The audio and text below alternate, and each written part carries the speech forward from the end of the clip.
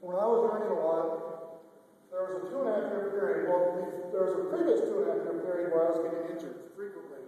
I wasn't listening to my coach. He was telling me what to do, but I thought he was trying to hold me back, so I was running more than I was supposed to. And this can be in anything.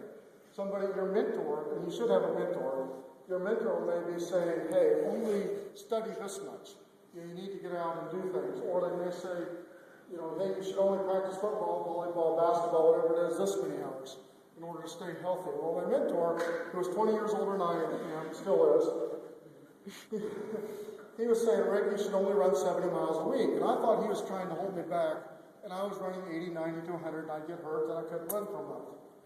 I only did this 4 or 5, 6 times. Kind of slow sometimes.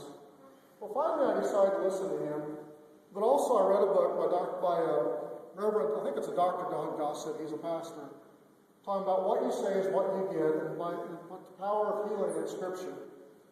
And the Lord spoke to me in that moment of time. I'm very cautious to think that I do believe, and I'm a firm believer that God heals, but I'm also a firm believer that He does not always heal when we desire it instantly and as we desire it. So I'm very careful about that. But in that moment, for a 2.5-year period, I was running 80 to 135 miles a week. And every time a little injury started to come along, I said, Lord, by your stripes I am healed. Lord, thank you for leaving that pain there to remind me that you are the one that heals me.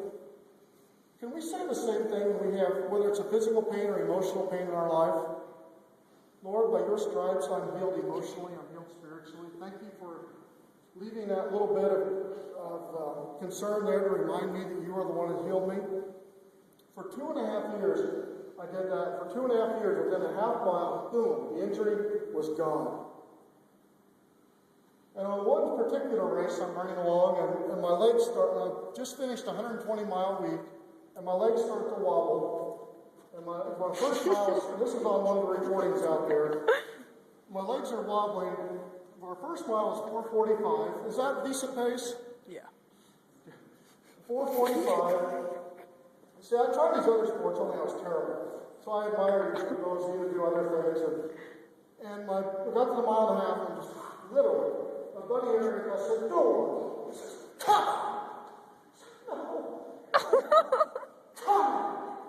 And somehow or another, I tapped into the 6 inch. I said, Lord, I can't, you can't be on. It's not me, it's Christ who is in me. And somehow or another, we kept going. Was that a good friend of Eric to encourage me to come on? Is that bringing out your best in others? Is that competing when you're bringing out your best in others? Is that loving your neighbor as much as you love yourself? Is that caring about people? Our second mile was 4:37. And pain just, oh man, it just, every nerve in my body, it seemed like it was just screaming out. I said, Lord, I need you.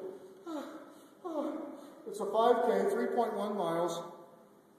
Our third mile was 4:33. So we have 4:45, 4:37, 4:33. My legs are buckling. I'm crying out in pain. It feels like that lightning's hitting every nerve in my body. And being the good friend that I am, I out-sprinted Eric for second place. But anyway, I'm competitive. After the race, I'm just sitting there, hang talk afterwards, or after a hard basketball game, a hard workout, or volleyball. People, what's the matter with him or her? And after some other people finished, the carny physician came up to me, and we were friends. Justine, he said, I could never run like you do. I hurt when I run. I just want to hit somebody. But you ever seen something? I could never run. I could never play volleyball like you do. I could never study like you do. I could never visit with somebody about the gospel like you do. I'm uncomfortable. Duh! I didn't have anything left to say. I mean, what do you say? And it's like, yeah. With Christ, with accepting His strength in your life, seeking His will in your life, submitting your 6 inches to Him, what are you capable of in complete exhaustion? What are you capable of achieving when you are completely uncomfortable? Whether it's uncomfortable in talking to somebody, uncomfortable in visiting with somebody about Christ, and whether it's uncomfortable in just attending an event. Maybe some of you are completely out of your comfort zone just being here tonight. There used to be a time, not that well, I'm trying to think. It hurts when you think. There was a time within the last 10, well, probably 15 years, where just to stand up and say, "Hi, I'm Rick Meyer," it was "I'm Rick Meyer." That's the honest to God truth. I mean, otherwise, I'd lightning strike. But what's uncomfortable for you that God's calling you to achieve? It's completely out of your comfort zone now. I don't know what that is, but you do, or you may find out tomorrow or the next day.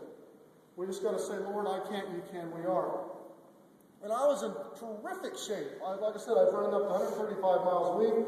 In June of 1996, I don't feel that old, but I am. In June of 1996, I ran 500 miles. My average pace, and that includes, for those of you who know a little bit about running, when you do interval workouts, there's that time when you go, or maybe you walk a little bit, and there you go. Maybe not all of you go, do. But there's, when you do the recovery, and that was included in that 5:56 pace for the 500 miles. So I was putting in a lot of miles. I was in terrific shape. And remember what my goal number 4 was? It was finish line of the New York City Marathon. I entered the New York City Marathon a few months later, November 1996. I'm cruising along, and at 8 miles, I'm running next to a Kenyan who's ranked number 4 in the world. She has number 4 on his chest. And next to him is somebody ranked number 40. And at 8 miles, we're running 5:03, 5:04 mile, nice Sunday run through New York. And we go by a water station, and I'm on the outside. But in New York, most water stations and marathons are about every 2 miles. Here, they're every mile and a half. We went by a water station. I thought, I'm going to miss water this time, but I don't want to drop back, because what happens when you drop back? You lose contact. You lose contact, so I wanted to stay with those guys, because I was feeling good. So I said, I'm going to miss this water station, but there'll be another one in a mile and a half. Number 40 grabs the water, hands it to the Kenyan, ranked number 4 in the world, who hands it to me. Number 40 grabs another water, hands it to the Kenyan. Lastly, number 40 grabs another water and hands it for himself. Are you grabbing water? Jesus says, "He is the water which will never thirst again." Are you grabbing water and handing it to others as you go through life's race, when you're trying to win in everyday life?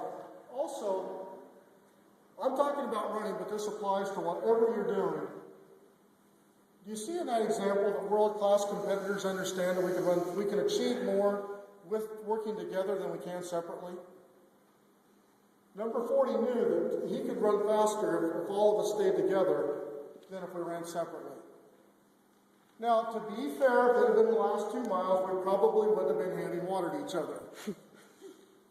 But are you helping your competitors? Are you loving people by passing them water, either literally or the water of Christ? Think about that. But as we cruised along and talking about the power of our mind, in high school, back in the 80s, back when you never heard of visualizing, we were taught to visualize coming up on a race 2 nights before. And I'll come back to that in just a minute. But in this moment in New York City, I had programmed my mind that I wanted to come through the half marathon in 67:30. My goal was to run 2:13, 2:14.